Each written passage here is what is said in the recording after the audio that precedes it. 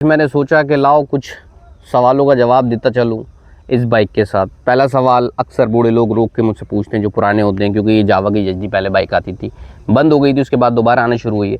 तो उनका सवाल ये होता है रोकने के बाद कि बेटा ये क्या है इतना बड़ा जनरेटर वाला रेडिएटर इसमें क्यों लगा के दिया है, पहला सवाल। दूसरा सवाल ये ओवर हीटिंग, लोग पूछते हैं क्या ये हीट करती है ज़्यादा। तीसरा कि माइलेज क्या है। मेरे भाई देखिए, पहला सवाल ये है कि इतना बड़ा रेडिएटर क्यों लगा के दिया है, वो डिपेंड करेगा आपके दूसरे सवाल पे।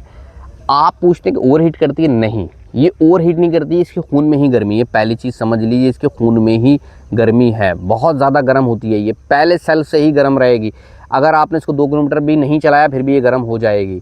तो ये प्रॉब्लम नहीं है। क्यों? क्योंकि इतना बड़ा रेडिएटर किसी बाइक के अंदर इंजन में नहीं आता। अगर आया है, कंपनी ने दिया है, किसी इंजीनियर ने सोचा है, तो डेफिनेटली कोई ना कोई बात है, इसीलिए इतना बड़ा रेडिएटर इंस्टॉल किया है। तो वो उसको हम ओवरहीट नहीं बोलेंगे, क्योंकि उसके हिसाब से रेडिएटर दे रखा है, कंपनी को मालूम था। दूसरी चीज़ ये कि भाई माइलेज, भाई मेरे अगर इतना बड़ा रेडिएटर लगा है किसी इंजन के अंदर और किसी इंजन का इतना बड़ा हेड है, ये हेड देख रहे हैं पूरा, इतना बड़ा हेड है, इसके अंदर पिस्टन रेसिप्रोकेट करती है, कंबस्चन होता है, तो डेफिनेटली ये खून पिएगी, ये भाई पेट्रोल पिएगी। बात समझो आप, ये 50-60 का एवरेज नहीं देगी। इतना बड़े हेड में 50-60 का कैसे दे देगी, पॉसिबल ही नहीं है, सोचने की बात है।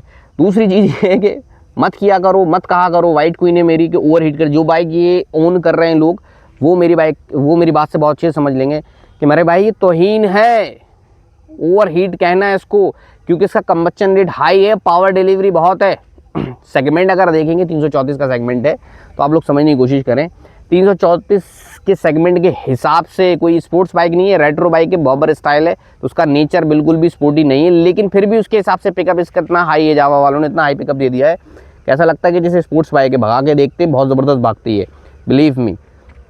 और तीसरी चीज़ है कि भाई इसकी मार्केट वैल्यू क्या है आफ्टर सेल। अरे यार, अगर कोई बाइक ले रहा है, इतनी बड़ी बाइक लेगा, कोई ओन करेगा, चलाएगा, बेचेगा क्यों फिर? स्प्लेंडर थोड़ी है कि लेके बेच दी, 4-5 साल चलाई, भाई इसको एंजॉय करेगा ना। तो प्लीज़ ये सवाल मत किया करो। Thank you very much.